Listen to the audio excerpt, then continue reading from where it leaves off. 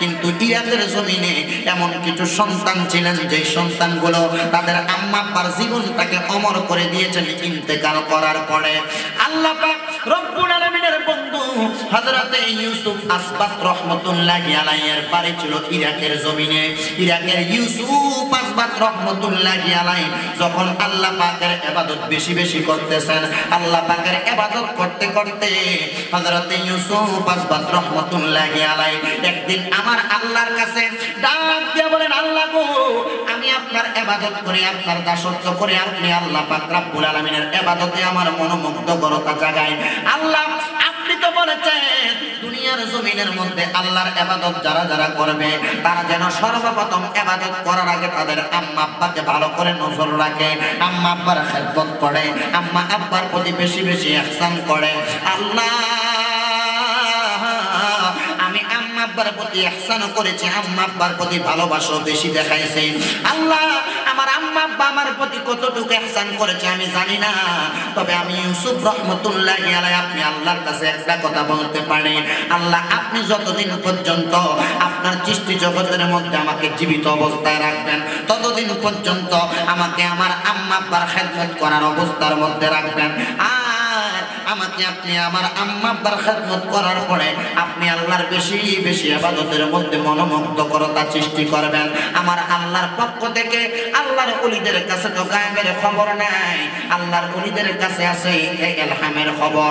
আল্লাহর ওলির কাছে ইলহামের মাধ্যমে জানিয়ে দেয়, ওগো আল্লাহর বন্ধু ইউসুফ আসবাত, একটা কথা মনে রাখো, একটা কথা মনে রাখো, যতদিন পর্যন্ত তুমি তোমার আম্মা আব্বার খেদমত করবা এবং নামাজ রোজা হজ যাকাত ইবাদতগুলো চালু রাখবা, আমার আল্লাহ পাক রব্বুল আলামিন তোমাকে এমন রহমত প্রদান করবেন মরার এক সেকেন্ড আগ পর্যন্ত তোমার ঈমান কেউ হরণ করতে পারবে না।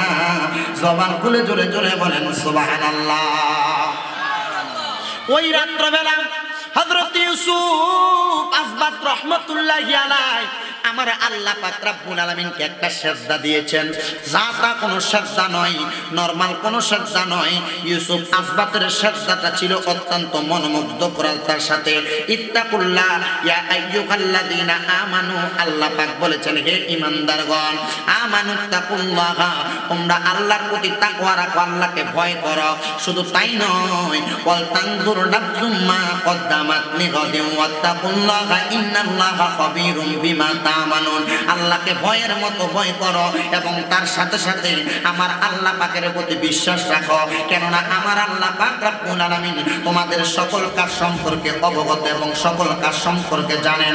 হে আমার দরকারের ভাই বাবারা, পর্দার আড়ালের মা বোনেরা, যারা যারা আজকের মাইকের আওয়াজ শুনতেছেন আপনারা সবাই একটু মনোযোগ দিবেন। আল্লাহ পাকের বন্ধু হযরত ইউসুফ আসবাত রহমাতুল্লাহি আলাইহি আমার আল্লাহকে এমন একটা সেজদা দিলেন, ওই সেজদার মধ্যে গিয়ে মানুষগুলো 3 বার সুবহান রাব্বিয়াল আলা পড়ে, 5 বার সুবহান রাব্বিয়াল আলা পড়ে, আবার অনেক মানুষ 7 বার সুবহান রাব্বিয়াল আলা পড়ে। হযরত ইউসুফ আসবাত রহমাতুল্লাহি আলাইহি সেজদার মধ্যে গিয়েছেন সুবহান রাব্বিয়াল আলা পড়েছেন না কি পড়েছেন কেউ বর্ণনা করে নাই, তবে সবাই বলেছেন হযরত ইউসুফ এশারের নামাজ আদায় করার পরে উনি 6 রাকাত করে 12 রাকাত তাহাজ্জুদের নামাজ তাহাজ্জুদের নামাজ আদায় করেছেন। তাহাজ্জুদের নামাজটা আদায় করার পরে হযরত ইউসুফ আবার বিতিরের নামাজটা আদায় করলেন। বিতিরের নামাজ আদায় করে হযরত ইউসুফ আল্লাহু আকবার করে শুকরিয়া আদায় করার লক্ষ্যে একটা সেজদা দিয়েছেন। যতক্ষণ পর্যন্ত ফজরের আযান দেয় নাই ততক্ষণ পর্যন্ত ইউসুফ আসবাত সেজদা থেকে মাথা উঠায় নাই। করে বলেন সুবহানাল্লাহ। সেজদায় মন বড় নিয়ামত জানে পরওয়ার, সেজদায় মন বড় নিয়ামত জানে পরওয়ার। সেজদা করো ও হে মুমিন, সেজদা তোমার মুক্তির অভিপায়। সেজদায় মন বড় নিয়ামত জানে মুদের পরওয়ার। সেজদা করো ও হে মুমিনগণ, সেজদা তোমার মরণের অভিপায়।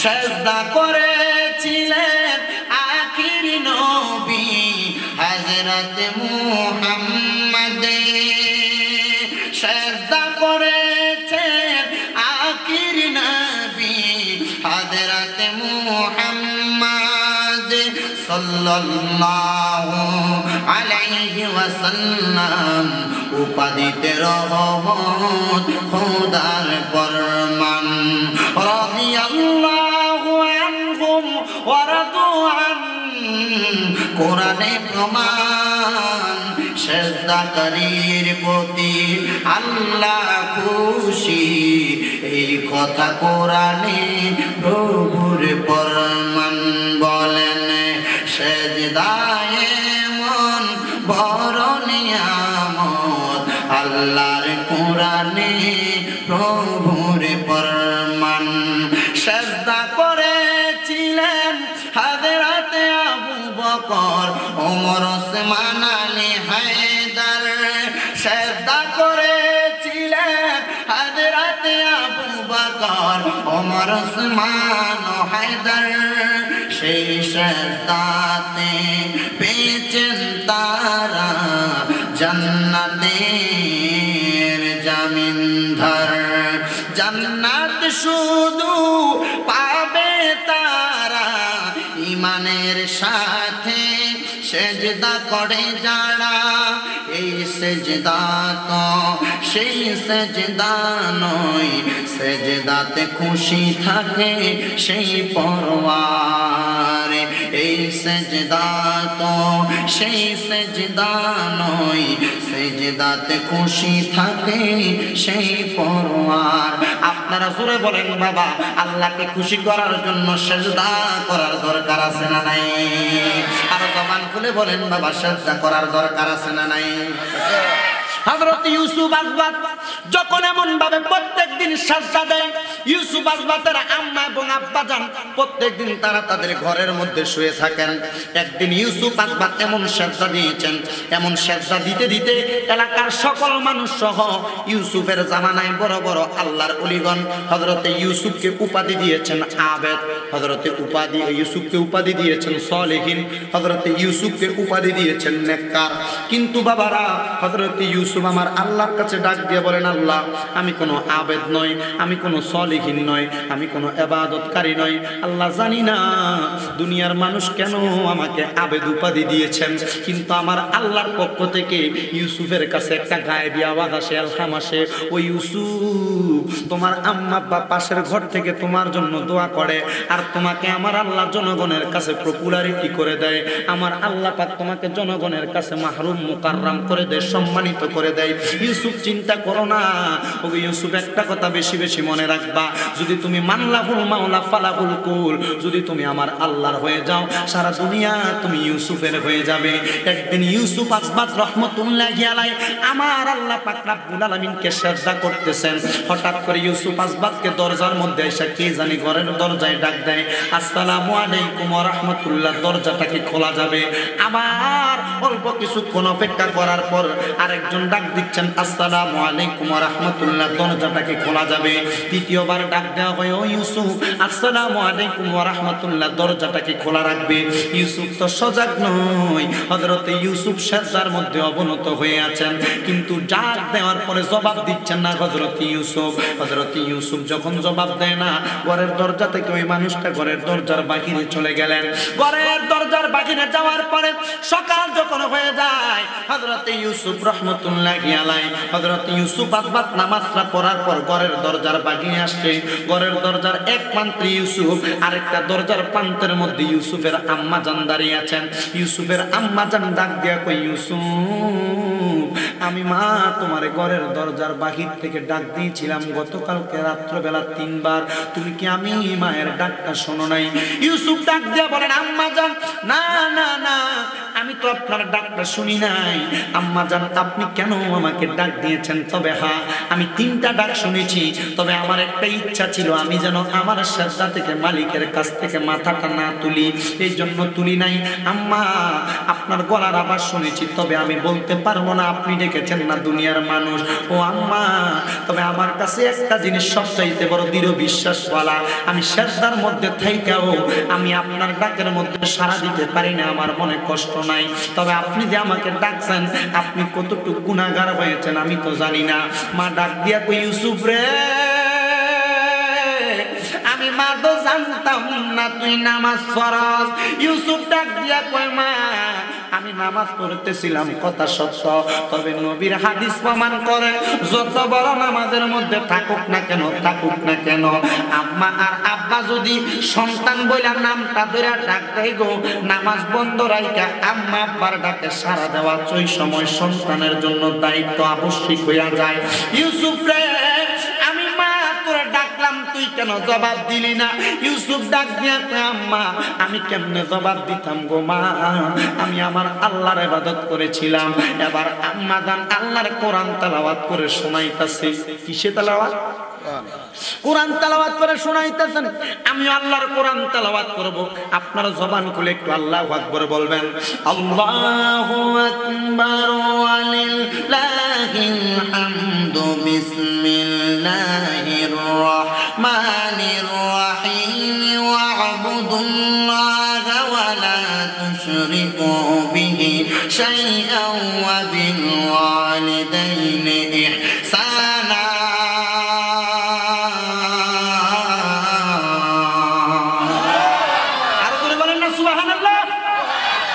আল্লাহর কোরআনের স্বামী ব্রাদার কথা শোনার জন্য দরকার পূর্ব পাড়ার মানুষ আসেন নাই, আপনারা মাহফিলে এসেছেন কোরআনের আকর্ষণে, কোরআনের তেলাওয়াত শোনার জন্য, কোরআনের ওয়াজ শোনার জন্য। একদিন আমিও থাকবো না, আপনিও থাকবেন না, কিন্তু আমার আল্লাহ পাক রব্বুল আলামিন কোরআনে বলেন, ওয়া'বুদুল্লাহ, তোমরা আল্লাহর ইবাদত করো, আল্লাহর ইবাদত করো, ওয়ালা তুশরিকু বিহি শাইআ, এবং আল্লাহর সঙ্গে কোনো কিছুর মধ্যে তোমরা শিরিক করবে না, ওয়া বিল ওয়ালিদাইনি ইহসানা, এবং তোমরা তোমাদের মা বাবার প্রতি ইহসান করো। দরকার পূর্ব পাড়ার মানুষ আল্লাহ পাক সর্বপ্রথম বলেছেন ওয়া'বুদুল্লাহ, তোমরা আল্লাহর ইবাদত করো। দুই নাম্বার বলেছেন ওয়ালা তুশরিকু বিহি শাইআ, আল্লাহর সঙ্গে তোমরা শিরিক করবে না, ওয়া বিল ওয়ালিদাইনি ইহসানা, এবং তোমরা তোমাদের মা বাবার সঙ্গে ইহসানপূর্ণ আচরণ করো। ইউসুফের আম্মা জান ডাক দিয়া কই, ইউসুফ আল্লাহ পাকের ইবাদত করলা, আল্লাহর সঙ্গে কোনো শিরিক করলা না, তবে তুমি তোমার আম্মার মনে কষ্ট দিলা, আব্বার মনে কষ্ট দিলা। ইউসুফ তুমি বলো তোমার ইবাদত আল্লাহর কাছে কবুল হবে নাকি? ইউসুফ ডাক দিয়া কয়, আম্মা গো আমি জানি আমার ইবাদত আল্লাহর কাছে কবুল হবে না। আম্মা গো আপনি মা আমারে মাফ করে দেন, এখন থেকে আমার আর কোনো ভুল হবে না।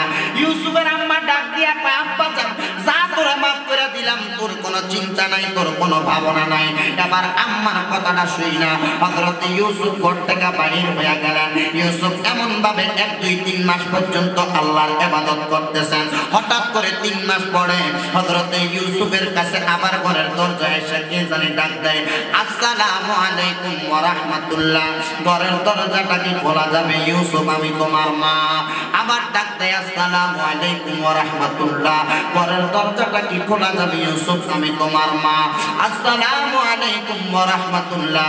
ঘরের দরজাটা কি খোলা যাবে? ইউসুফ আমি তোমার মা। আরে 3 বার ডাকটা দেওয়ার পরে ঘরের দরজাটা খোলার পরে ইউসুফের আম্মা ডাক দিয়া কই, ইউসুফ 3 বার কেন ডাক দেওয়া লাগলো, একবার কেন দরজাটা খুললা না? মাটার কথাটা শুই না সন্তান ডাক দিয়া কয়, আম্মা জান আমি পরীক্ষা করলাম আপনি মা আসলে আমাকে ডাকেন কিনা, নাকি শয়তান আমারে আল্লাহ পাকের সাজদা দেওয়া থেকে ধোঁকা দিতেছে। আম্মা আমি বুঝলাম 3 বার যখন আপনি আমার মা মা কইয়া বলছেন, আমি ইউসুফ বুঝতে পারলাম আপনি মা আমারে ডাকতেছেন। মা গো মা আপনি কেন আমারে ডাকলেন আপনার কাছে জানতে চাই। ইউসুফের মা একটা ডাক দিয়া কই, ইউসুফ রে চলো আমার সাথে আমার ঘরের মধ্যে চলো। ইউসুফের আম্মা জান এবার ইউসুফকে লইয়া গেলেন তার ঘরের মধ্যে। ঘরে নিয়ে দেখতেছেন ইউসুফের আব্বা জান নামাজ পড়তেছে। ইউসুফের আব্বা জানের পেছনে দিয়ে আরেকটা জায়নামাজ বিছানো, ওই জায়নামাজের ভিতরে তার আম্মা নামাজ পড়বে। এমন সময় ইউসুফরে তার মা ডাক দিয়ে কই, ও আমার সন্তান, তুমি যে এই জায়গার মধ্যে আসলা, দেখছো নি আমি আম্মা এবং আব্বা কি করি? ও আমার মা, আপনি তো নামাজ পড়েন, আমিও তো নামাজ পড়ি। মা গো মা, আমি যে নামাজ পড়ি, আমার নামাজ থেকে আপনি কেন আমার ডাক দিলেন? সকালবেলাও তো ডাক দিতে পারতেন। ইউসুফের মা একটা ডাক দিয়া কয়, পুত্রে পুত, একটা কথা মনে রাখো, আমরা মা বাবা কতদিন বেঁচে থাকবো এটার কোনো গ্যারান্টি নাই, তবে সন্তান আমার বেঁচে থাকার গ্যারান্টি যেহেতু নাই, আমি আম্মা এবং আব্বা তোমার কাছে কিছু ওসিয়ত করে দিয়া যাইতাম চাই। সন্তান কই, ওয়েলকাম আম্মা জান, কথা তো সুন্দর কথা, আমি সন্তান হিসেবে আপনি আমারে ওসিয়ত করতে পারেন, তবে আম্মা এমন কোনো কিছু চাইেন না যে কোনো কিছু আমি সন্তান আপনারে দিতে পারতাম না। মা গো মা, আমার ছোটবেলা থেকে আমি আল্লাহ পাকের ইবাদত করি, আমি আমার নিজের জন্য একটা সম্পদ জুড়াই নাই, আমার থাকার কোনো জায়গা নাই, আমি যেই ঘরের মধ্যে থাকি এই ঘরটা আমার আব্বার কইরা দেওয়া একটা ঘর।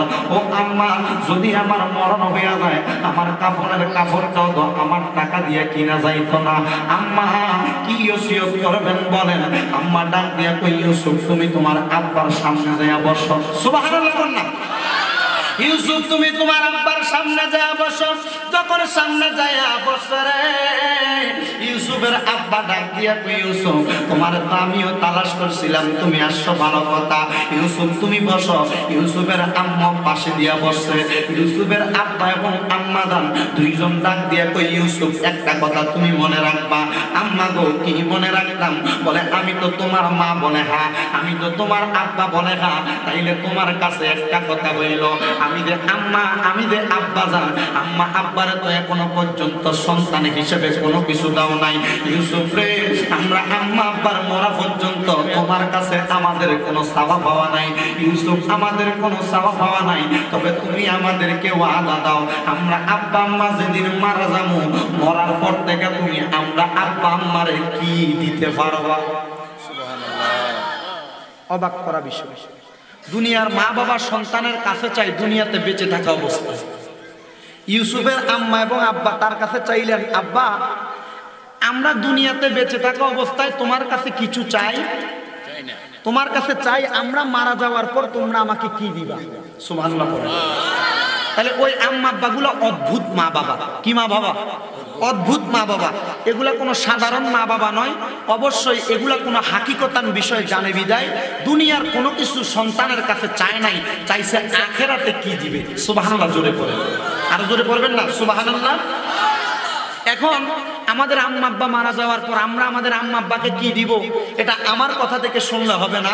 মুসলিম শরীফ 2য় খণ্ড 314 নম্বর পৃষ্ঠা 2551 নম্বর হাদিস, আল্লাহর হাবিব সাল্লাল্লাহু আলাইহি ওয়াসাল্লাম বলছেন, আন আবি উসাইদিন রাদিয়াল্লাহু তাআলা আনহু قال বাইনা নাহনু ইনদা রাসূলিল্লাহি সাল্লাল্লাহু আলাইহি ওয়াসাল্লাম ইয জাআ রাজুলুম মিন বানি সালামাতা ফাকালা ইয়া রাসূলুল্লাহি হাল বাকিয়া মিন বিররি আবওয়াইয়া আবাররুহুমা বাদা মাউতিহিমা। আল্লাহর হাবিব বলেন, ফাকালা নাআম, হ্যাঁ, আসসালাতু আলাইহিমা ওয়াল ইস্তিগফারু লাহুমা ওয়া ইনফাজু আহাদিহিমা ওয়াসিলাতির রাহমিল্লাতি লা তুসালি ইল্লা বিহিমা ওয়া ইকরামু সাদিকিহিমা। রাওয়াহুল বাইহাকি ওয়াল মুসলিম। জোরে পড়েন সুবহানাল্লাহ। আল্লাহর হাবিব সাল্লাল্লাহু আলাইহি ওয়াসাল্লামের দরবারে উনি বলেন, আন আবি উসাইদিন ক্বালা বাইনা নাহনু ইনদা রাসূলিল্লাহি সাল্লাল্লাহু আলাইহি ওয়াসাল্লাম, একদিন আমি আমার নবীজির দরবারে উপস্থিত ছিলাম। ইয জাআ রাজুলুম মিন বানি সালামা, আমাদের এলাকার মধ্যে মজুমদার, আমাদের এলাকায় তালুকদার, মুন্সিবাড়ি, মিয়াবাড়ি, মোল্লাবাড়ি এমন বাড়ির নাম আছে না? আছে। আগের যুগে বনু সালমা নামক একটা বাড়ির নাম ছিল, গোত্রের নাম ছিল। ওই গোত্রের লোকটা ইয জাআ রাজুলুম মিন বানি সালামা, হযরত আবু উসাইদিন বলেন, আমার নবী নবীর দরবারে বনু সালমা গোত্রের একজন লোক আগমন করছে। আয়েশা আমার নবীকে বলেন, ফাকালা ইয়া রাসূলুল্লাহ, ও নবী আপনার কাছে জানতে চাই, হাল বাকিয়া মিন বিররি আবওয়াইয়া আবারহুমা বাদা মাউতিহিমা। ইয়া রাসূলুল্লাহ, নবী গো, আমাদের আম্মা আব্বার ইন্তেকাল করার পরে আমরা সন্তানের খেদমতের বা আম্মা আব্বার প্রতি কোনো দায়িত্ব আছে কিনা?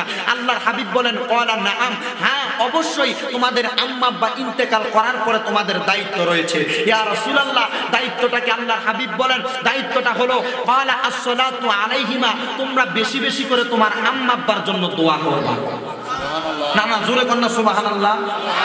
ইয়া রাসূলুল্লাহ, নবী গো, আপনার কাছে জানতে চাই আমাদের আর কি দায়িত্ব আছে, আপনি নবী আমাদের কাছে বলে দেন।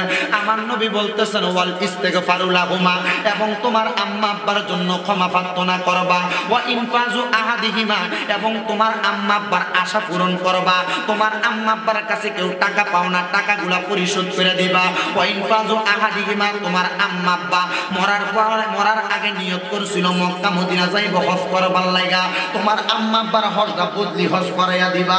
শুধু তাই নয় রে, ওয়াসিলাতির রাহমিল্লাতি লা তুসালু ইল্লা বিহিমা, তোমার আম্মার বংশ মানে মামা মামি নানা নানি এবং খালা খালু যারা আছে তাদের সঙ্গে সম্পর্ক বজায় রাখবা। ওয়াসিলাতির রাহমিল্লাতি ইল্লা তুসালু বিহিমা, এবং তোমার আব্বার বংশ কাকা ফুফু তারার সঙ্গে সম্পর্ক বজায় রাখবা। শুধু তাই নয় রে, আমার নবী বলেন, ওয়াইকরামু সাদিকিহিমা, এবং তোমার আব্বার বয়সী মুরব্বী যারা তাদেরকে সম্মান করবা। আম্মার বয়সী মুরব্বী মহিলা যারা তাদেরকে সম্মান করবা।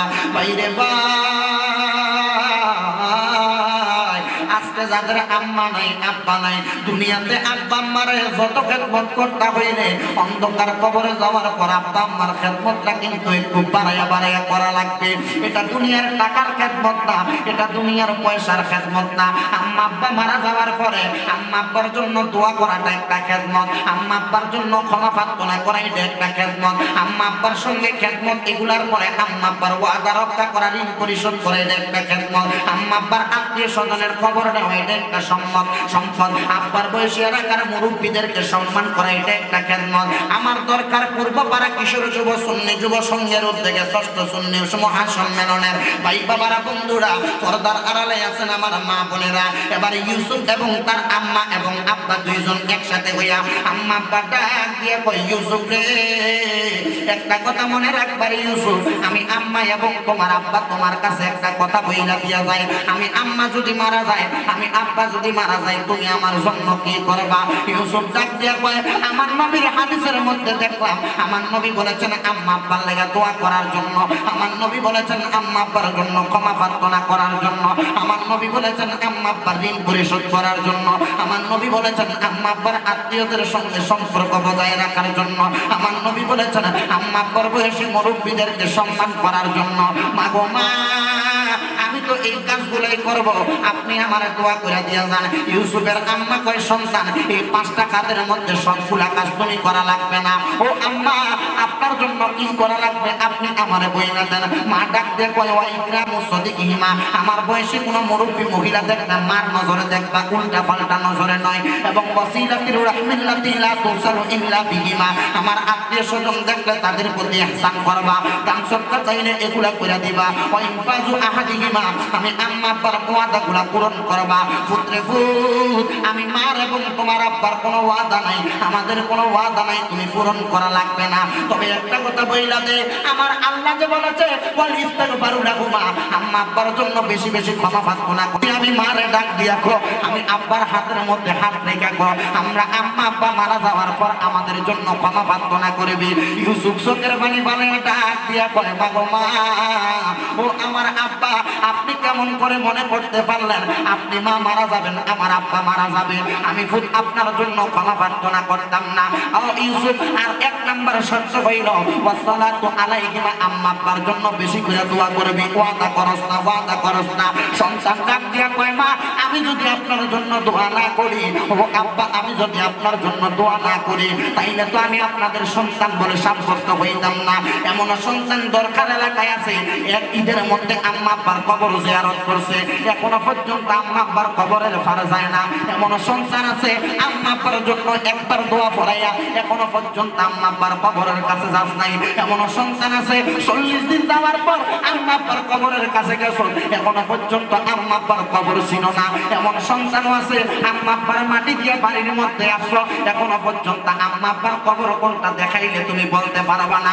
কিরে সন্তান, তুই সন্তানের দায়িত্ব তো এমন ছিল না, তুই সন্তানের দায়িত্ব তো ছিল আম্মা আব্বার কবরটারে তুই দেখা, আম্মা আব্বার প্রতি বেশি বেশি করে দোয়া করা। আল্লাহর নবী একটা ডাক দিয়ে কয়, উম্মত রে, যখন দুনিয়ার জমিনের মধ্যে থাইকা তুমি তোমার মার জন্য, তুমি তোমার বাবার জন্য যখন রব্বির হামহুমা কামা রব্বায়ানি সগীরা ওয়া কুর রব্বির হামহুমা কামা রব্বায়ানি সগীরা বইলা তোমার দুইটা চোখের মনি কোঠার মধ্যে একটা মাছির মাথা পরিমাণ পানি ছেড়ে দিয়ে কান্দারে, ওই চোখের পানিটা মাটির মধ্যে পড়ার আগে আমার আল্লাহ পাক তোমার মা বাবার কবরের আযাব মাফ কইরা দিব। তোমার আম্মা আব্বার কবরের আযাব মাফ কইরা দিব। এ দরকার পূর্ব পাড়ার ভাই বাবারা, পর্দার আড়ালের মা বোনেরা, আপনাদের বিবেকের কাছে ছেড়ে দিলাম, কোন দিন কোন সময় 1 বছরের ভিতরে আপনার মার লাইগা আপনি কাঁদছেন আপনি চিন্তা করেন, কোন সময় কোন টাইমে আব্বার জন্য কাঁদছেন আপনি চিন্তা করেন। এ যুবক ভাইরা তোমরা চিন্তা করো, মাগো মা, আরে শুধু আপনি আপনার মা বাবার জন্য দোয়া করলে দোয়াটা আপনার মা বাপ পাইতো না। আপনার মা বাবার জন্য আপনি যদি বেশি বেশি করে দোয়া করেন, আপনার উপর আমার আল্লাহ ইহসান করব। জোরে কোন সুবহানাল্লাহ। ওরে মা তুমি কেমন আছো, মা তুমি কেমন আছো, অন্ধকার কবরে তোমার জন্য কান্দে অন্তর দু চোখের পানি ঝরে, তোমার জন্য কান্দে অন্তরে দু চোখের পানি ঝরে। মা তুমি কেমন আছো, বাবা তুমি কেমন আছো, অন্ধকার কবরে তোমার জন্য কান্দে অন্তরে দু চোখের পানি ঝরে, তোমার জন্য কান্দে অন্তর দু চোখের পানি ঝরে। ছোট কালের কথা পরে যখন মনে, বসে বসে কান্দি মাগো পানি দুই নয়নে, বসে বসে কান্দি মাগো পানি দুই নয়নে। আমার কষ্ট বুঝার মতো, আমার কষ্ট বুঝার মতো কেউ নাই সংসারে, তোমার জন্য কান্দে অন্তর দু চোখের পানি ঝরে, তোমার জন্য কান্দে অন্তর দু চোখের পানি ঝরে। বলেন মা তুমি কেমন আছো, বাবা তুমি কেমন আছো, অন্ধকার কবরে তোমার জন্য কান্দে অন্তরে দু চোখের পানি ঝরে, তোমার জন্য কান্দে অন্তরে দু চোখের পানি ঝরে। নিজে না খাইয়া বাবা সন্তান রে খাওয়াইলা, সন্তানের লাইগা বাবা কত কষ্ট সইলা, সন্তানের লাইগা বাবা কত কষ্ট সইলা। এখন বাবা বলে ডাকার মতো, বাবা বলে ডাকার মতো কেউ নাই সংসারে, তোমার জন্য কান্দে অন্তর দু চোখের পানি ঝরে, তোমার জন্য কান্দে অন্তর দু চোখের পানি ঝরে। মা মা গো মা, মা মা গো মা, মা তুমি আমার আগে যেও না গো মোরে, আমি কেমন করে দিব মাটি তোমার কবরে, আমি কেমন করে দিব মাটি তোমার কবরে। মা তুমি আমার আগে যেও না গো মোরে, মা তুমি আমার আগে যেও না গো মোরে। আপনার আম্মা আপনার আব্বা এই দুইজনকে আপনি যত ইজ্জত করবেন আল্লাহ পাক দুনিয়াতে আপনাকে সম্মানিত তত করবেন। বাড়ির যে সুবহানাল্লাহ কইন, আপনার মা এবং আপনার আব্বাকে আপনি এখন আপনার আম্মারে আর আব্বারে বাড়িতে একটা বুড়া বেড়া আর বুড়া বেড়ি করে ডাকেন, ঠিক না? আপনি আপনার আম্মারে আর আব্বারে যত সম্মান করবেন আল্লাহ আপনাকে দুনিয়া এবং আখিরাতে তত সম্মান করবেন। আপনি নিজে চিন্তা করেন আপনি আপনার আম্মা আব্বারে কত সম্মান করতেছেন। আরে ভাই, আমি আমার নিজেকে দিয়ে বোঝাই, আপনাদের দোয়ার বরকতে গুনাহগারের 7টা মাদ্রাসা কুমিল্লা শহরে, তার মধ্যে আমার নিজের বাড়ির পাশেই দোতলা কমপ্লিট করে ফেলছে। আমার যে মাদ্রাসা এখন ওযুখানা গোসলখানার বাচ্চাদের কাজ চলতেছে। আমি তো ওই যে সেপ্টেম্বরের 14 তারিখ থেকে একটানা মাহফিল করতেছি, এখনো করতেছি। আপনাদের এখান থেকে বকলাকুট দরবার শানখোলাতে এখান থেকে যাব, কিন্তু আমি তো বাড়ির যে কাজ করা ইট রড সিমেন্ট কিংবা আমার সেই ক্ষমতা নেই, কারণ আমি মাহফিল করে যাই সকালবেলা, ঘুমাইলে উঠি জোহরের সময়। আমি এই কাজ করা আমার পক্ষে সম্ভব না। আমার আব্বা যদি না থাকতো আমার এই মাদ্রাসার কাজ করা সম্ভব হইতো। প্রায় 29-30 লক্ষ টাকা আমার মাদ্রাসার কাজে খাচ্ছে। এটা শুধু আপনাদের টাকা, আমার টাকা না। আমার নিজের বাড়ি এখনো টিনের ভাঙ্গা ঘর। আমি মাদ্রাসা করেছি কেন জানেন? শুধু আপনাদের দোয়ার বরকত। আপনাদের মতো মানুষগুলো দোয়া করে, আমার আম্মা আব্বার দোয়া আমার প্রতি আছে। আপনি আপনার মা বাবার যত সম্মান করবেন, যত ইজ্জত করবেন, আপনার মা বাবা আপনার প্রতি তত সম্মান, তত ইজ্জতের কারণে আল্লাহ পাক আপনার সম্মান বাড়িয়ে দিবেন। তা আপনি আজকে এখান থেকে যাওয়ার পর আপনার মা বাবার কষ্ট দেন নাই। এখানে যারা আছেন, যদি মা বাপ বেঁচে থাকে, এখান থেকে যাওয়ার পর আম্মা এবং আব্বার দুইজনকে একসাথে দাঁড় করে পাউডি আঞ্জা করে বুকে লয়ে দেবে, ডাক দেবেন, আম্মা জীবনে যত পাপ করছে আপনি আমারে মাফ করবেন, আব্বা জীবনে যত অন্যায় করেছে আজকে আপনি আমাকে মাফ করবেন। দেখবেন আপনি চোখের পানি ফালে আপনার আম্মা আব্বার পা ধরে কাঁদতেছেন, আপনার আম্মা আব্বার চোখের পানি আপনার মাথায় পড়ে। তা আপনি উল্টে ফিরে জিজ্ঞেস করেন, আম্মা আপনি কাঁদেন কেন, আব্বা আপনি কাঁদেন কেন? আম্মা আব্বা দুইজন ডাক দিয়ে বলে, ফুত জীবনে অন্য কোনো আশা ছিল না, একটা আশা ছিল তুমি সন্তান, আমি মায়ের পায়ের কাছে বলবা, মা আমি জীবনে অন্যায় করছি, আজকে আমার মাফ করে দেন। দেখবা আপনার আম্মা আল্লাহর আসমানের দিকে তাকিয়া আল্লাহ বলে একটা নিঃশ্বাস পালাই। এই একটা নিঃশ্বাস আপনার জন্য কাজে লাগে, এই একটা নিঃশ্বাস আপনার জন্য কাজে লাগে। অনেকে মন খারাপ, হুজুর আমার যে মা বাপ নাই, আমার মা বাপ তো কবর, আজকে আমি কার পায়ে যেয়ে ধরবো, আজকে আমি কার পায়ে যেয়ে ধরবো? আমার তো আজকে মা নাই, আমার আজকে আব্বা নাই। আপনার মতো হতবাগা আল্লাহর আসমানের নিচে জমিনের উপরে আর কেউ নেই। তবে হ্যাঁ, আপনার জন্য রাস্তা খোলা। আম্মা আব্বার কবরের পাশে যায়, আম্মা আব্বার মাথাটা যেদিকে ফিরানো পশ্চিমটা ফির দিয়ে আম্মা আব্বার মাথার কাছে আপনার ডান হাতটা রাখবেন, রেখে বলবেন, আম্মা জীবনে বড় অন্যায় আপনার সাথে করছি, আব্বা জীবনে বড় অন্যায় আপনার সাথে করছি।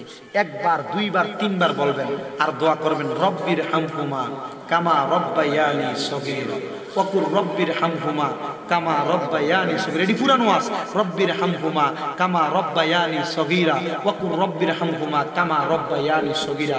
আল্লাহ পাকের পক্ষ থেকে আওয়াজ দেয়, হাদিসে কুদসি জানান করে, কোন সন্তান যদি মার জন্য বাবার জন্য চোখের মধ্যে মাসির মাথা যত ছোট এই পরিমাণ পানি ছেড়ে কান্দে, আল্লাহ পাক রব্বুল আলামিন তার এই চোখের পানির বদৌলতে তার আম্মা আব্বার কবরের আযাব মাফ করে দেয়। আর জোরে বলেন সুবহানাল্লাহ।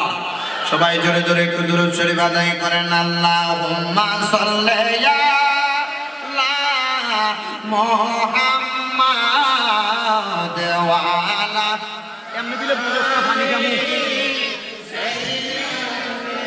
ইন্না না মুহাম্মাদ ওয়া আলা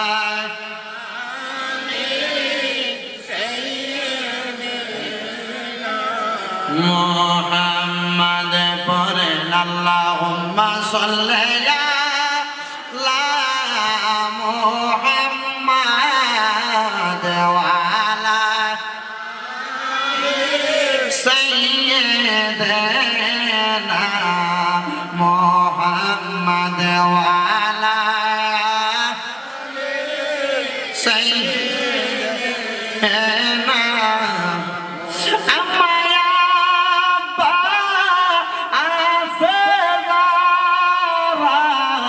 কবরে কন্যায় আম্মা আব্বা আছে যারার গো কবরে, তাদের মতন দুঃখী নাই গো সংসারে। আল্লাহুম্মা সাল্লি আলা মুহাম্মাদ ওয়া আলা সাইয়্যিদিনা মুহাম্মাদ ওয়া আলা সাইয়্যিদিনা। কান্দায় না কান্দায় না আমার নবী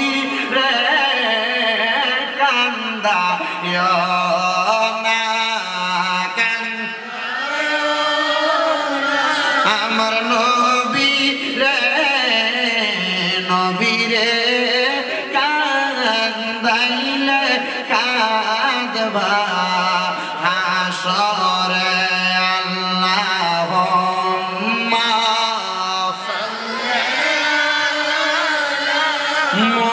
মুহাম্মাদ ওয়া আলা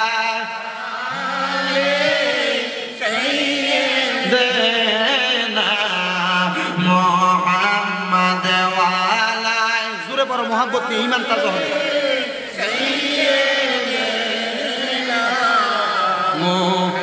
আমায়া বায়াসে জারার বাসিয়া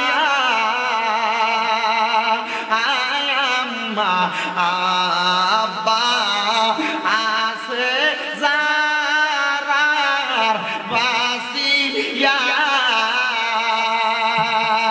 খুদার জান্নাত দেখো একবার আসিয়া আল্লাহুম্মা সাল্লি আলা মুহাম্মাদ ওয়া আলা সাইয়্যিদিনা মুহাম্মাদ ওয়া আলা সাইয়্যিদিনা বাইরে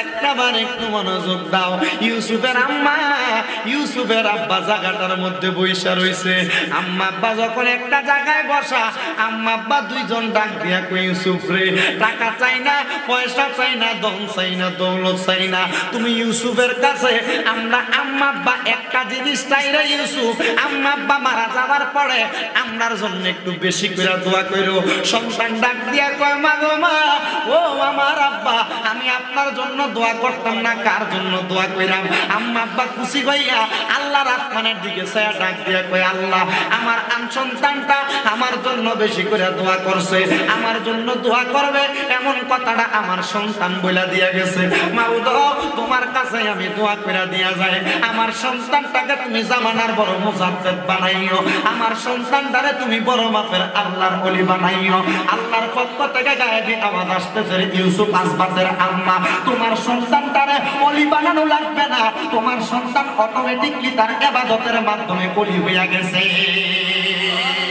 ইউসুফ আসবাতের আম্মা এবং আব্বা দোয়া করার পরে দুইজন তাদের জায়নামাজের মুসল্লাটা আলগি দিলেন জায়নামাজের মুসল্লাটা আলগি দিয়া ইউসুফের আম্মা জান তার নামাজের মুসল্লার নিচ থেকে 20,000 দিরহাম বাহির করলেন এবং ইউসুফের আম্মার জানামাজের মুসল্লার ভিতর থেকে 50,000 দিরহাম বাহির করলেন মোট 70,000 দিরহাম দুইজন তার সামনে আইনা ইউসুফের আম্মা ডাক দিয়ে কয় পুত্রে পুত ও আমার সন্তান এই 20,000 দিরহাম তোমার আব্বা আমার বিয়ার মধ্যে যৌতুক দেয় নাই কোনো কিছু দেয় নাই তোমার আব্বা আমি আম্মা জানের মোহরানা আদায় করে দিছে আমার মোহরানার টাকাটা আমি আম্মা এক টাকাও ভাঙি নাই রাইখা দিছি আব্বা ডাক দিয়ে কয় সন্তান রে আমি আব্বার জীবনে যত কামাই করছি রোজগার করছি যত কাজ করছি একটা টাকাও হারাম নাই 50,000 দিরহামের 50 পর্যন্ত হারাম টাকা নাই এই টাকাটা হালাল টাকা নেফুত এই মোট 70,000 দিরহাম তোরে দেয়া হইল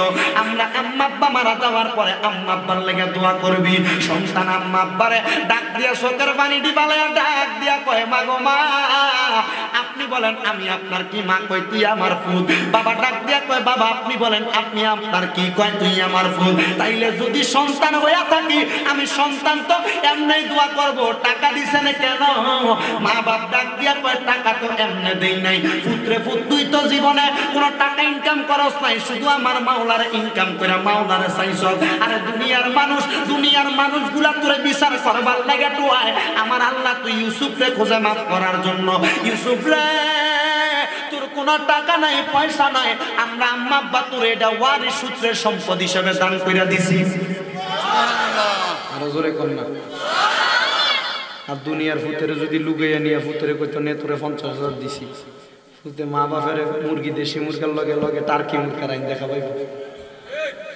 ঠিক না বেটি আর ইউসুফ কয় আমার টিয়ার দরকার নাই পয়সার দরকার নাই কোনো কিছু লাগবে না আম্মা আমি আপনার ফুত হিসাবে দোয়া করব ইউসুফের আম্মা আব্বা কয় ফুত দরকার নাই, ঠিক আছে বাবা বুঝলাম, তবে তুমি লইয়া যাও, দোয়া করি তোমার লাগা, তুমি এটা তোমার কাছে রাখো, যদি মনটা চায় আমি আম্মা এবং আব্বার লাগা বেশি করে দোয়া করি। সুবহানাল্লাহ জোরে।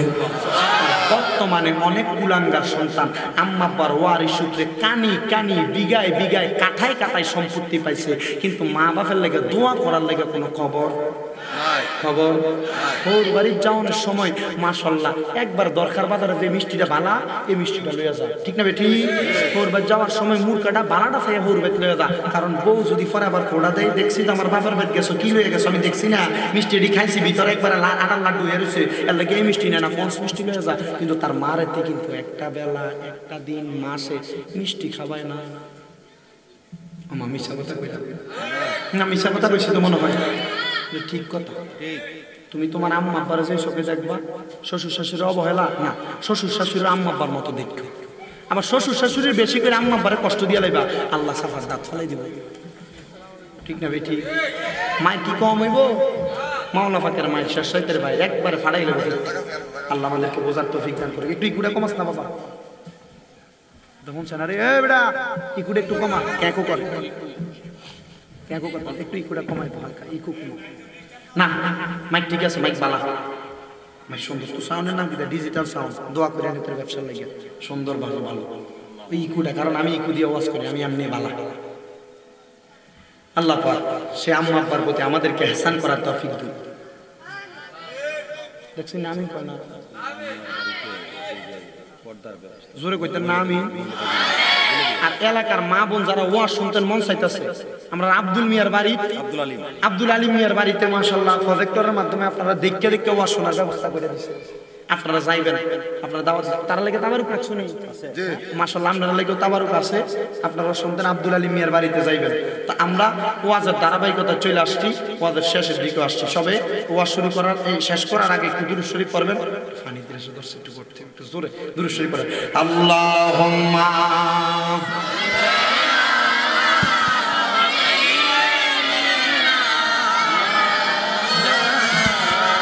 মুহাম্মাদ ওয়া আলা আলি মাওলানা। আর জবান খুলে জোরে জোরে দুরূদ শরীফ আদায় করেন। আল্লাহুম্মা সাল্লি আলা মাওলানা মুহাম্মাদ ওয়া আলা আলি।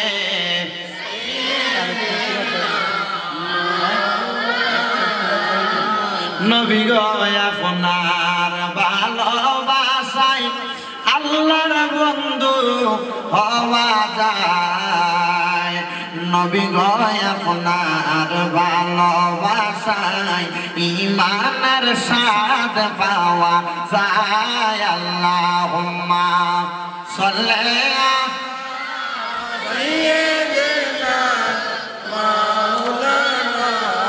মুহাম্মাদ ওয়া আলা আলি সাইয়্যিদিনা। হে আমার দরকার করব পাড়া এলাকার ভাই বাবারা এবং পর্দার আড়ালের মা বোনেরা, এবার একটু মনোযোগ দিবেন, ধারাবাহিকভাবে আলোচনা শুরু হবে রে বাবারা। ও বন্ধু আমার, আল্লাহ পাকের বন্ধু ইউসুফরে যখন আম্মা আব্বা এমন কথা বললেন, ইউসুফ আম্মারে বলছেন মা আমি কার সন্তান? কয় আমার। বাপরে বলে মা আব্বা আমি কার সন্তান? বলে আমার সন্তান। যদি আপনাদের সন্তান হই তাইলে দেড়হাম দিলেন কেন? দেড়হাম লাগবে না, দোয়া এমনি কইরা। আম্মা আব্বা কয় ফুট দেড়হাম তো দোয়ার বিনিময় দেই নাই, দেড়হাম দিলাম ওয়ারিশ সূত্রে তুমি যেই সন্তান যেই সম্পত্তি পাবে এটা দিয়া দিলাম। আম্মা আব্বা দেওয়ার পরে ইউসুফ কয় আম্মা আব্বা আমি পাইলাম, কবুল করলাম। বন্ধুরে হযরতে ইউসুফ আসবাত রহমতুল্লাহি আলাইহি যখন আম্মা আব্বার কাছ থেকে এমন সম্পদগুলা পাইছেন, আম্মা আব্বারে ডাক দিয়ে কয় মা আমি যে আল্লাহর ইবাদত করি আপনাদেরকে কোনো খেদমতের প্রয়োজন হয় না। মা ডাক দিয়া কয় সন্তান আমার কোনো খেদমত লাগবে না। আব্বা কয় সন্তান আমার কোনো খেদমত লাগবে না। আম্মা কেন লাগবে না? বলে আব্বারে আমার যতক্ষণ খেদমত করবি তুই যতক্ষণ পর্যন্ত আমার মাওলা পাকের তালাশ কর, তুই নিয়ে আমার মাওলা পাককে পাইয়া যাস, তুই নিয়ে আমার আল্লাহ পাককে পাইয়া যাও। আম্মা আপনার কেন খেদমত লাগে না? মা ডাক দিয়া কয় সন্তান তোর আব্বা ফজরের নামাজের আগে তাহাজ্জুদের নামাজ পড়বার লাইগা যখন ওযু করতে যায় তোর আব্বা পুকুরের ঘাটে নদীর পারে ওযু কইরা আমার জন্য একটা পাত্রে করে পানি নিয়ে আসে। আমি আম্মা জান ওই সময় ওযু কইরা পালাই। আম্মা আব্বা জানের তো কষ্ট হয়, আমি ওই পানিটা আইনা দিলে দুইজন তো এই জায়গার মধ্যে ওযু করতে পারেন। ইউসুফের আব্বা একটা ডাক দিয়া কয় পুত্রে পুত তুই কি জানোস না নামাজের জন্য ইবাদতের জন্য আল্লাহ পাককে খুশি করার জন্য আল্লাহ পাকের কোন বান্দা যদি একটা কদম সামনে বাড়ায় ৭০,০০০ নূরের ফেরেশতা তার জন্য আমল নামায় সওয়াব লিখতে থাকে। আমি ওই দূরে যাইয়া ওযু করার কারণ হইল একটা ৭০,০০০ নূরের ফেরেশতা যেন আমার আমল নামার মধ্যে নেকি লিখতে পারে, এই জন্য আমি দূরে চলে যাই। আব্বা আমার আম্মা কেন দূরে যায় না? আব্বা ডাক দিয়ে কয় তোর আম্মা তো মহিলা মানুষ, মহিলা মানুষ ৭০,০০০ ফেরেশতা লাগে না। মহিলা মানুষ ওযু করার জন্য পানি খরচ করার সময় যখন বিসমিল্লাহ বইলা ওযুটা শুরু করে রে আমার আল্লাহ পাক রব্বুল আলামিন মহিলা মানুষের আমল নামায় ৭০,০০০ নূরের ফেরেশতার লিখিত আমল তাদের আমল নামায় দিয়া দেয়। আমার দরকার এলাকার মা বোনেরা, দরকার এলাকার ভাই বাবারা, আপনারা যদি অল্পতে বেশি আমল অর্জন করতে চান বেশি বেশি ওযু করবেন। অনেক মানুষ দোকানদারি করেন, অনেক মানুষ অটো চালান, খেতে খামারে কাজ করেন, আর কাজটা শুরু করার আগে বিসমিল্লাহ বলে যখন আপনি ওযুটা কইরা পালাইবেন আল্লাহর কসম রে ওই ওযুর কারণে আপনার নেকি হবে। একটা রোয়া লাগাইবেন নেকি হবে, ৫ টাকা ব্যবসা করবেন নেকি হবে, রিকশা চালাইবেন, অটো চালাইবেন, টমটম চালাইবেন, বিভাটেক চালাইবেন নেকি হবে, রাস্তাঘাটে চলাফেরা করবেন নেকি হবে, হাঁটতেছেন আপনার নেকি হবে ওযু থাকার কারণে। আর আমার মদিনার কামলিওয়ালা দয়াল নবীর জীবনী এবং শামাইলে তিরমিজি সহ মুসনাদে আহমদ বাইহাকী শরীফের একটা হাদিস শরীফ প্রমাণ করে আমার দয়াল নবীর কোন উম্মত যদি দুনিয়ার জমিনের মধ্যে ওযু থাকা অবস্থায় মারা যায় আমার আল্লাহ পাক রব্বুল আলামিন ওই উম্মতে মুহাম্মদীর আমল নামায় শহীদের মৃত্যুবরণের সওয়াব দিয়া দেয়। সাহাবীরা একটা ডাক দিয়া কয় নবী গো, ইয়া রাসূলুল্লাহ, নবী গো শহীদের মরণ পাইলে লাভটা কি হইব আপনার কাছে জানতে চাই। আমার নবী কয় শহীদের কবরে কোনো হিসাব নাই, শহীদের জন্য আল্লাহ পাকের জান্নাত বরাদ্দ। ইয়া রাসূলুল্লাহ শহীদের জান্নাতটা কেমন আপনার কাছে জানতে চাই। আমার নবী আল্লাহর কোরআন থেকে বলতেছেন জান্নাতিন তাজরি মিন তাহতিহাল আনহারু খালিদিনা ফিহা আবাদা রাদিয়াল্লাহু আনহুম ওয়া রাদু আন যালিকা লিমান খাশিয়া রাব্বাহ। জবান খুলে জোরে জোরে বলেন বাবা সুবহানাল্লাহ। শহীদের জন্য আল্লাহ পাক এমন জান্নাত নির্ধারণ করেছেন, এমন জান্নাত নির্ধারণ করেছেন যেই জান্নাত হলো তাহতিহাল আনহার, যেই জান্নাতের নিচে দিয়ে একটা নদী প্রবাহমান থাকে। ইয়া রাসূলুল্লাহ, ইয়া হাবিবাল্লাহ, ওই নদীটা কেমন আপনার কাছে জানতে চাই। দরকারের যেই নদী আছে দরকার বাজার পার হওয়ার পরে ওই নদীটার পানিটা সাদা রঙের, অনেক নদীর পানি হয় নীল রঙের, অনেক নদীর পানি হয় একবারে ঘোলাটে টাইপের। আল্লাহর হাবিব বলেন ওই নদীর পানি হবে ৩ রকমের। ইয়া রাসূলুল্লাহ কেন? আমার নবী ডাক দিয়ে কয় ওই নদীটার নাম হবে রজব নদী। রজব লিখতে শব্দ লাগে ৩টা, রা জা জিম বা, এই ৩টা শব্দ লাগে। আবার কেউ কেউ বলেছেন রজব লিখতে তা অক্ষর লাগে 4টা, রা জিম আলিফ বা। এই রজব যখন লেখে ওই রজব নামের নাম, এই মাসটার নাম রজব মাস। এমন ভাবে ওই রজব নদীটার নাম হলো জান্নাতীদের নদীর নাম হলো রজব নদী। ওই রজব নদীর মধ্যে এক প্রকার পানি থাকে না। আল্লাহর হাবিব সাল্লাল্লাহু আলাইহি ওয়াসাল্লাম মদিনার নবী বলতেছেন ওই নদীর মধ্যে পানি থাকে 4 প্রকারের পানি। ইয়া রাসূলুল্লাহ, ইয়া হাবিবাল্লাহ, 4 প্রকারের পানি কি কি? আল্লাহর হাবিব বলেন একটা হলো সারাবান তাহুরা, একটা হলো পবিত্র পানি। ওই পানি কারা কারা পান করবে? আল্লাহর হাবিব বলতেছেন যারা দুনিয়াতে কোনোদিন মাদক দ্রব্য সেবন করে নাই, দুনিয়াতে কোনো আইয়াশরাবা, দুনিয়ার জমিনের মধ্যে কোনোদিন শরাব পান করে নাই, মদ পান করে নাই, নেশার দ্রব্য পান করে নাই, তারা ওই রজব নদীর পানির প্রথম পানি সারাবান তাহুরা পবিত্র পানি পান করবে। ইয়া রাসূলুল্লাহ 2 নাম্বার পানির নাম কি? আমার নবী বলেন ইন্না আ'তাইনাকাল কাউসার। ওই পানিটার নাম হলো কাউসারের পানি। ইয়া রাসূলুল্লাহ, কাউসারের পানি কারা কারা পান করবে? আল্লাহর হাবিব বলেন, যারা যারা মুহাব্বত রেখেছে আল্লাহ এবং তার রাসূলের প্রতি, লা তুশরিকু বিল্লাহ, আল্লাহর সঙ্গে কোনোদিন শিরিক করে নাই, ওই কাউসারের পানি তারা তারা পান করবে। ইয়া রাসূলুল্লাহ, 3 নাম্বারটা কি? আমার নবী বলতেছেন 3 নাম্বারটা হলো আল্লাহ বানুল জান্নাত, একটা হলো জান্নাতের পানি, জান্নাতের দুধ। ইয়া রাসূলুল্লাহ, ইয়া হাবিবাল্লাহ, জান্নাতের দুধ কারা কারা পান করবে? আল্লাহর হাবিব বলেন, যারা যারা দুনিয়ার জমিনের মধ্যে নামাজ কাজা করে নাই তারা তারা ওই লাবান, জান্নাতের লাবান পান করবে, দুধ পান করবে।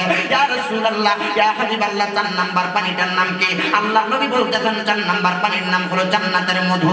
ওই জান্নাতের মধু কারা কারা পান করবে? আল্লাহ হাবিব বলেছেন, যারা দুনিয়ার জমিনের মধ্যে কোনোদিন সুদ, ঘুষ এবং হারাম খাবার খায় নাই তারা জান্নাতের মধু পান করবে। জোরে বলেন সুবহানাল্লাহ। এই 4 প্রকার পানি আপনারা পান করতে পারবেন। আর শহীদের মর্যাদা যারা পাবে এই 4 প্রকারের পানি একসাথে পান করবে। সুবহানাল্লাহ, জোরে কোন, আর জোরে কোন সুবহানাল্লাহ। এই 4 প্রকারের পানি শহীদের মর্যাদা যারা পাবে তারা তো চাইলে শহীদের মর্যাদা কিভাবে পাবেন? ওযু অবস্থায় যদি মারা যান, মা বোন ঘরের ভিতর ফাঁক করে রান্না করতেছে, রান্না করা অবস্থায় ওযু করে থাকলে কি অসুবিধা হইব? কথা কয় না রে, অসুবিধা হইব? অসুবিধা হবে না। এই জন্য সবার কাছে আবদার বেশি বেশি বেশি বেশি অবস্থায় ওযু করে থাকবেন। দরকার আছে না বাবা? আমার নবী বলতে শহীদের মরণ আর ওযু করা অবস্থায় দরকার। বাজারে আপনি রাস্তাটা পার হইতে বলে অ্যাক্সিডেন্ট হয়ে মারা গেলেন, মরণটা কিসের? অ্যাক্সিডেন্টের, শহীদের মরণ। আমরা মুসলমান, আমাদের উপকারিতা এটার ফিডব্যাক জানি না, আমরা ইবাদত করি না। এটার কারণে আমার লাভ কি হবে আমি জানি না। আর অ্যাক্সিডেন্ট করে মারা যাবেন ওযু অবস্থায়, শহীদের মরণ পাবে।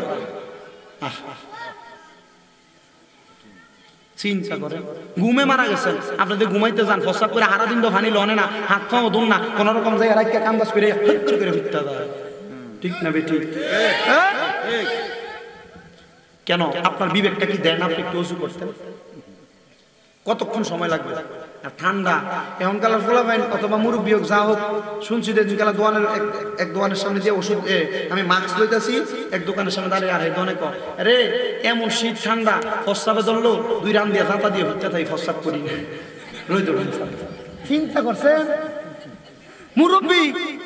আর কিতা সিগারেটের বইটা উঠি না, আমি মনে মনে করি এবারে তো উঠে না, তার মানে এবারে ফজরও পড়ে না। যে প্রস্রাব করে না একটা মাথা ভিজাইবো কদ্দুর, বুঝছেন না কথাটা? একটু মাথা ভিজাইবো, ফজর প্রস্রাব করে না এটা ভিজা না, এবারে হাত পা মুখ ভিজাইবো কেমন? তো ফজরই তো পড়ে না। তো আমার যে ডাক্তার, এই ডাক্তার এখান থেকে ডাক দিয়ে তাহলে কাকু প্রস্রাব করতেন তো উঠেন, ওঠেন না, ফজরের নামাজটা তো পড়েন না। তাহলে ও অত কথা কই, চুপ থাক, নামাজের কথা কইছে, তোমার অত কথা কইতো না। চিন্তা করছেন শতান সব দিয়ে মুরব্বীর লোক আছে, বুঝেন না? আল্লাহ অবসরে যে শতান টতান দেয় এটাই মুরব্বীর লোক শহর হয়েছে। মুরব্বী আল্লাহর রাস্তা আপনাদের ইবাদত আল্লাহর কাছে বড় পছন্দনীয়। আপনি যখন ওযু করে নামাজে দাঁড়ায় যান আল্লাহ পাকের কাছে লজ্জা লাগে। সুবহানাল্লাহ কইতেন না? আর যুবকেরা যারা যুবক ওযু করে নামাজে দাঁড়ায় যায়, আল্লাহ পাক বলে তারা দোয়াটা করতে দেরি, তাদের দোয়াটা 50 গুণ বাড়িয়ে দেওয়ার জন্য আমি আল্লাহ পাক রব্বুল আলামিন অপেক্ষা করি। তা আপনি যুবক ভাই ফজরের নামাজ পড়বো দূরের কথা, ফজরের নামাজের আযান দিলে মোবাইল চার্জে ঢুকাই আর পরে ঘুমাইতে যায়। কথা কয় না? কথা কয় না? আর মা বোন আগে এলাকার সামনে দিয়ে এলাকার কোনো সাইডে দিয়ে যাওয়ার সময় ফজরের নামাজের পরে ও কথা কইন না কাকা, কথার আওয়াজ এনে নয়েজ করে আব্বা না বালা কথা কই। তো আমার মা বোনের কথা আর কি, তারা তো পরে আগামী বছর দাওয়াতের কথা করে চাউলটা দিত না, আমার কালেকশনে লেগে গেলে আমি যদি কথা কই বাবুর দিয়ে দম লাগতো না, আপনারা দিলে দিবেন না দিলে নাই। আমার মা বোন আগে ফজরের নামাজ পড়িয়া মুরব্বীরা বাড়ির সামনে দিয়ে বাড়ি সিফা সাফা দিয়ে আটটা যাইতো না, আটতে বাড়িতে চাটা খাওয়ানোর লেগে। তো যাইতে না আগে কিন্তু গুনগুন কোরআন তেলাওয়াতের আওয়াজ শুনতো, আর অনকালে ঘরের সামনে দিয়ে গেলে কথা বুঝছেন না? কথা কিতে বুঝছেন? কি শোনা যায় না? মুসলমান একবার চিন্তা করেন, কবরে গেলে কি জবাব দিবেন আমার আল্লাহর কাছে? কবরে গেলে কি জবাব দিবেন আমার আল্লাহর কাছে? আমি একটা জিনিস চিন্তা করি, আল্লাহ আমাদেরকে হেদায়েত নসিব করে দেন। আর জোরে কইতো না রে আমিন রে।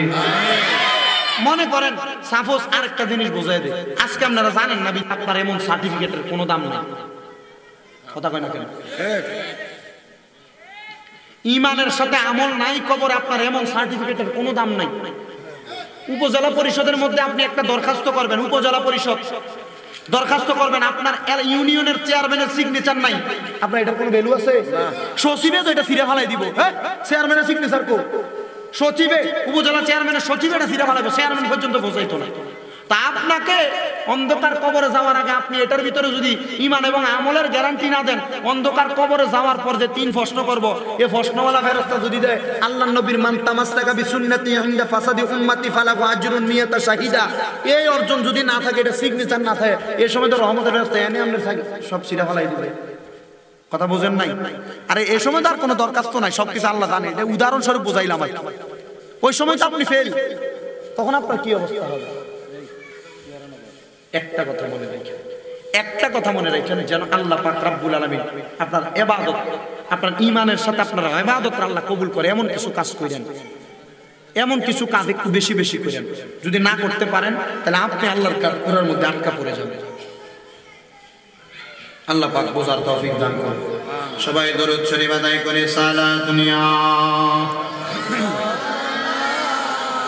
সালামুন ইয়া হাবিবাল্লাহ আলাইকুম সালাতুন ইয়া সালাম ইয়া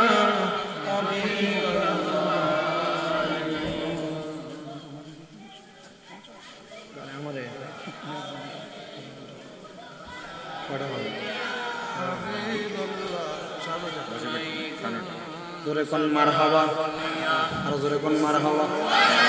দুরূদ শরীফ আদায় করেন আমার নবীর প্রতি, আস্তে আস্তে করবেন না, জোরে জোরে করবেন। তিরমিজি শরীফের হাদিস, দুরূদ শরীফ জিকির আজকারের আওয়াজ যত দূর যাবে, যত গাছপালা আপনার আওয়াজ শুনবে, ওই প্রত্যেকটা গাছপালা আমল নামা যখন আপনার মিজানের পাল্লায় মাপ দেওয়া হবে, আপনার আমল নামার পাল্লায় তুলে দেওয়া হবে।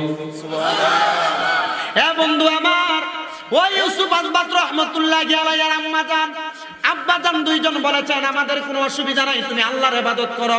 হ্যাঁ বন্ধু আমার, হযরত ইউসুফ আসবাত রাহমাতুল্লাহ আলাইহি আল্লাহর ইবাদত করে এমন ভাবে 2-3 বছর যখন চলে গেছে, ইউসুফ আসবাতের লগে তার আম্মা আব্বার কারোর কোনো দেখা নাই, সাক্ষাৎ নাই। আম্মা আব্বা এক ঘরে নামাজ পড়ে, ইউসুফ আসবাত এক ঘরে নামাজ পড়ে। বন্ধুরে আমার, 2 বছর পরে ইউসুফ আসবাত রাহমাতুল্লাহি আলাইহি এশারার নামাজ আদায় করার পরে একটা সিজদা দিবে আল্লাহু আকবার বলে, কিন্তু সিজদা দেয় ইউসুফের মনের মধ্যে একটা চিন্তা কি জানি চলে আসে। ইউসুফ বলে নামাজের মধ্যে এমন কোন চিন্তাধারা আসলে আমার নামাজ আল্লাহর কাছে কবুল হবে না। হযরত ইউসুফ রাহমাতুল্লাহি আলাইহি যখন আমার আল্লাহর দরবারে সিজদা দিল গো, সিজদাটা দেওয়ার পরে ইউসুফ রাহমাতুল্লাহি আলাইহি এবার মনে মনে বলেন শয়তানকে বিতাড়িত করার জন্য আমাকে 2 রাকাত নামাজ আদায় করা লাগবে। হযরত ইউসুফ 2 রাকাত নামাজ আদায় করে একটা সিজদা দিয়েছেন। সিজদা দিয়ে আমার আল্লাহর কাছে বলে, আল্লাহ এতদিন পর্যন্ত আমার মনোযোগ নষ্ট হয় নাই, আজকে কেন আমার নামাজের খুশুসিয়ত নষ্ট হয়ে গেল, আমার নামাজের মধ্য থেকে মনোমুগ্ধকরতা নষ্ট হয়ে গেল। আল্লাহ যতক্ষণ এটার জবাব না পাবো ততক্ষণ পর্যন্ত আমি ইউসুফ সিজদা থেকে মাথা উঠাবো না। আল্লাহ পাক রব্বুল আলামিনের কাছে 2 রাকাত নামাজ পড়ার পর আমার আল্লাহ এলান করে দেয়, আল্লাহ ইউসুফের কাছে জানান করে দেয়, ওগো ইউসুফ তোমার যে আম্মা আব্বারে 2 বছর আগে তোমার ঘরে পালায় আসছো, যাইয়া দেখো না তোমার আব্বা নামাজের সিজদার মধ্যে ইন্তেকাল করেছেন। জোরে বলেন সুবহানাল্লাহ। قد أفلح المؤمنون الذين هم في صلاتهم خاشعون।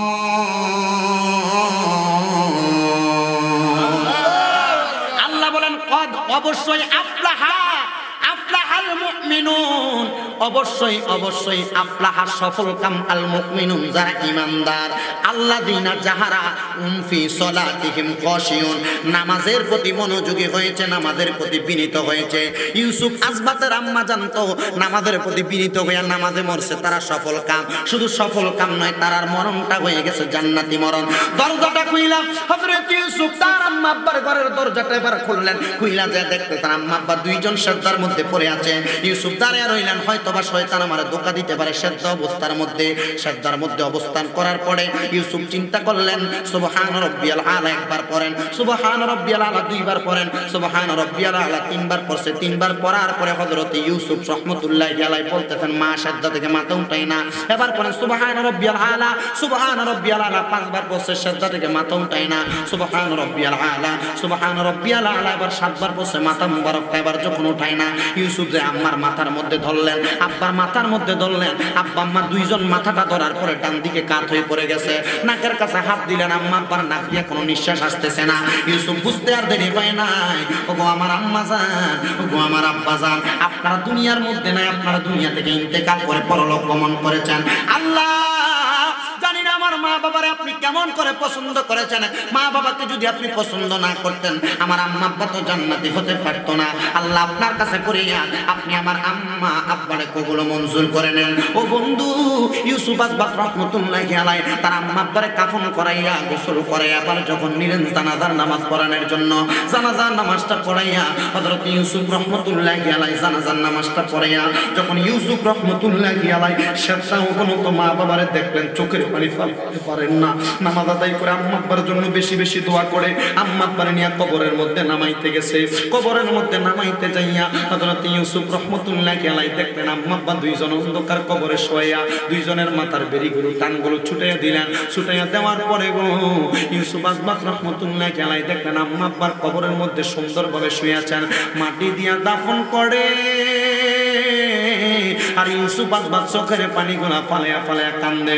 গভীর রজনী হযরত ইউসুফ রাহমাতুল্লাহি আলাইহি আমার আল্লাহর কাছে ডাক দিয়ে, আল্লাহ আমার আম্মা আব্বাকে জান্নাতি না জাহান্নামী আমি জানি না। বন্ধুরে আমার, ইউসুফ রাহমাতুল্লাহি আলাইহি তাহাজ্জুদের নামাজের নিয়ত করল। আল্লাহর কোরআনের আয়াত আল্লাহ বলেন, ওয়া মিনাল লাইলি ফাতাহাজ্জাদ বিহি নাফিলাতাল লাকা আসা আইয়াবাসাকা রাব্বুকা মাকামাম মাহমুদা। আল্লাহ বলেছেন ওয়া মিনাল লাইলি ফাতাহাজ্জাদ বিহি, নবী গো আপনি রাতের কিছু অংশে তাহাজ্জুদের নামাজ আদায় করেন। নাফিলাতাল লাকা আসা এটা আপনার জন্য খাস করা হয়েছে। আইয়াবাসাকা রাব্বুকা মাকামাম মাহমুদা, আপনি যদি এই ইবাদত করেন আপনাকে অতি সত্তর মাকামে মাহমুদ প্রদান করা হবে। এ বন্ধু আমার, এবার ইউসুফ তাহাজ্জুদের নামাজ পড়ে আল্লাহর কাছে যখন বললেন, আমার আল্লাহ ইলহামের মাধ্যমে জানাইয়া দেয়, ইউসুফ তোমার আম্মা আব্বা দুই জনা জান্নাতি জান্নাতি জান্নাতি জান্নাতি।